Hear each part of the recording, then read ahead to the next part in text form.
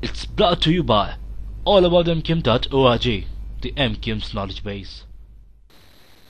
Let's take you live to Karachi, where MPF Faisal Samswari is talking to the media. جو target killing کے شکار ہیں ان کی families کی رودات سنیں گے, ایف آئی آروں کو دیکھیں گے, انالائز کریں گے, تو ہم بینگ پبلک ریپرزینٹیٹیو اپنے اپنے حلقوں سے اپنے اپنے شہید ساتھیوں کی فیملیز کو, ورثاء کو لے کر آئے ہیں یہاں ایف آئی آر کے ساتھ. اکثریت ایف آئی آرز ایسی ہیں کہ جن میں چاہتے ہوئے بھی نامینیٹ نہیں ہو سکے تھے لوگ due to their political influence اور جو بھی صورتحال تھی. بہرحال آج وزارت داخلہ صوبائی اور وفاقی دونوں کے حکام ہیں میرے خیال میں, کیونکہ وہ ان کے سامنے جو ہے وہ لوگ جا رہے ہیں اور اپنی اپنی جو بپتا ہے وہ ان کے سامنے بیان کر رہے ہیں. ہماری توقع یہ ہے کہ اس کمیٹی سے کوئی نتیجہ نکلے اور اس نتیجے پر پھر عمل درآمد ہو.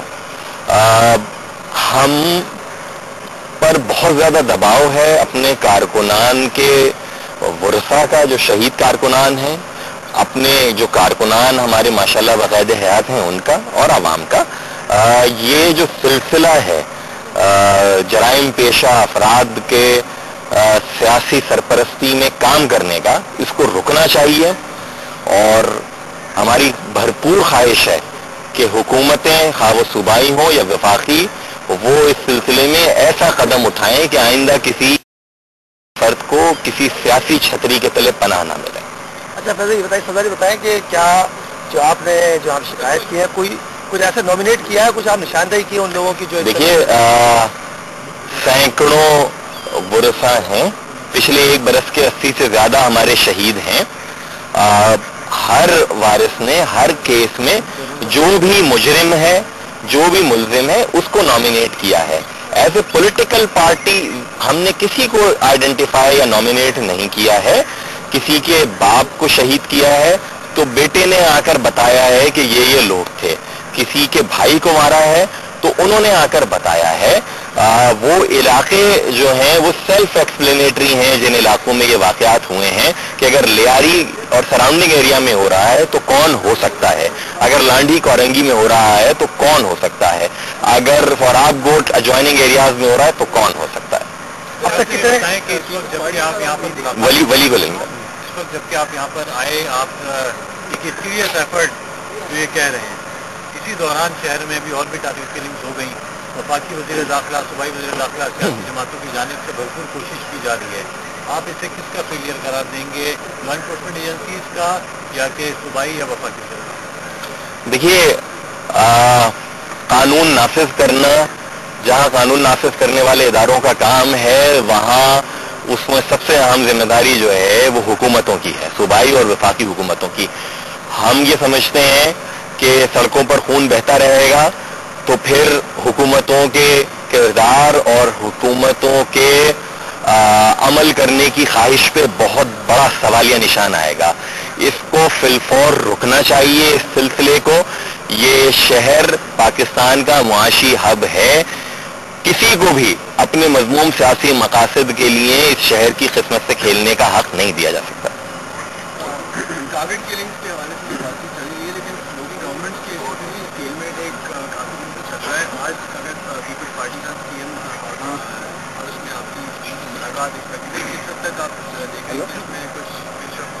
Well, I'm not privy to the situation developing at CM's house, but what I know for sure that today's discussion, if there would be any, are going to be restricted for that particular target killing subject, because we are most concerned about this. As you know that our parliamentarians have demanded from Central Coordination Committee that they should sit on the opposition benches. So leave aside the local government system. We are now talking about the provincial and federal government.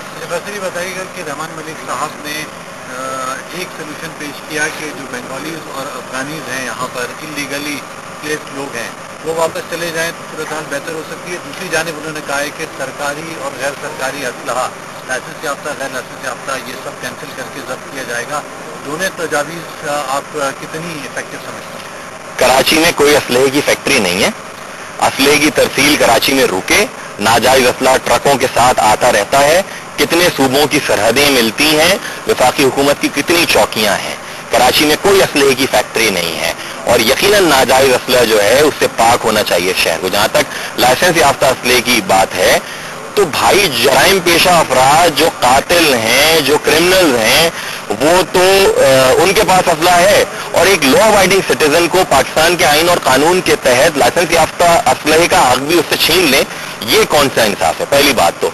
और जो दूसरा आपने सवाल क्या किया था Bengalis और अफगानियों का, देखिए जहां तक अफगानियों का किरदार है वो सबके सामने है बदकिस्मती के साथ कि पाकिस्तान में मंशियात और असलहे की तिजारत और उसके बाद आज तक धमाकों और डकैतियों में इन्वॉल्वमेंट आ रही है। अगर बंगालियों के हवाले से भी आई है, देखिए पाकिस्तान है, पाकिस्तान के अमन पसंद शहरियों के लिए, पाकिस्तान दुनिया भर के लोगों के लिए तो नहीं है ना, जिसको आना है वो वीजा लेकर आए। लेकिन तारकीन वतन को यहां से भेजने के नाम पर यह भी नहीं होना चाहिए कि पुलिस और दीगर इदारे जो हैं वो फिर एक रिश्वत सतानी का बाजार गर्म कर दें।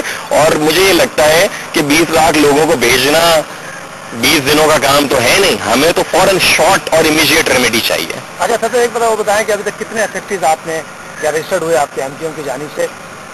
मेरे ख्याल में दर्जनों की तादाद में तो फैक्ट्रीज की जो फैमिलीज हैं वो बैठी हैं और मैं जैसे आपको कहा कि पिछले एक बरस में 80 से ज्यादा हमारे साथियों को इस शहर में टारगेट करके हलाक किया गया है, शहीद किया गया है। तो वो सारी की सारी फैमिलीज आएंगी आज और कल। का तौका करते हैं कि कोई इंसाफ मिलेगा? हम जी कोई भी दरवाजा ऐसा नहीं है जिसे हम नहीं चाहते खटखटाना। एक ये वफाकी हुकूमत ने कहा कि वो एक कमेटी बना रहे हैं, इसके तहत वो पता चलाएंगे। हम यहाँ भी हाजिर हो गए, हम यहाँ भी आए अपनी फरियाद लेकर और हम हर उस दरवाजे तक जाएंगे कि जिसको खटखटाकर हमारे कारकुनान का जो खून बहाया जाना है शहर कराची में उसको रोका जा सके।